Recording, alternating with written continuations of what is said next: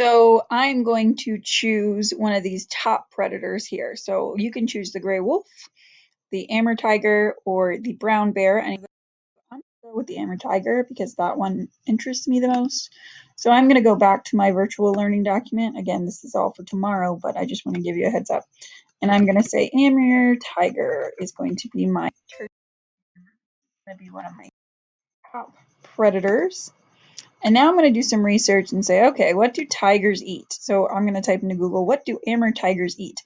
And I don't like Wikipedia, so I'm not going to use that one. But looks like Conserve Wild Cats is in .org or National Geographic, even though it's a .com. You can still use that one because I know I trust National Geographic. So I'm going to go over here and I'm going to look and see, what do Amur tigers eat? It's going a little slow.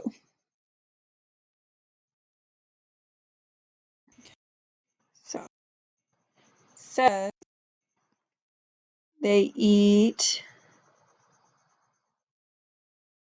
oh, that's population range, sorry guys. It says they eat elk and wild boar.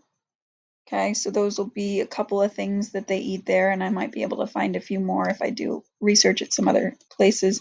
So I'm going to type elk here, wild boar.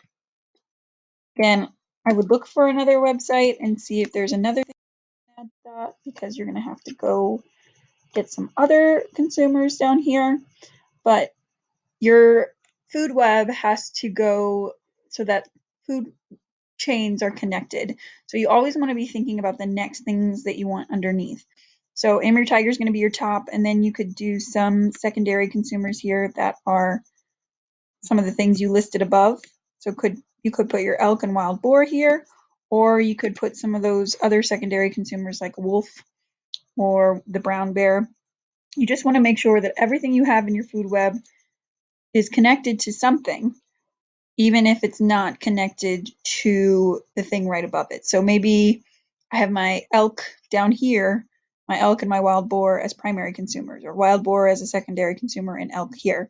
You just want to make sure that things are connected to at least one thing in your food web so that there are multiple food chains. Because if you watched the video before this one, you know that food webs are a complex grouping of food chains that are all connected together, and all the animals and organisms, plants, decomposers that live together in that habitat, in that ecosystem. So you just want to make sure everything is connected to something in this food web. So make sure that you have things in here that eat some of the other things. So you're just going to go through and do that research each day.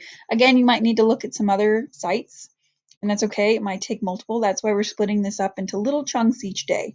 Okay, so take your time, do the little chunks in portions, and search some other resources. Just make sure that you use valuable resources and resources you can trust.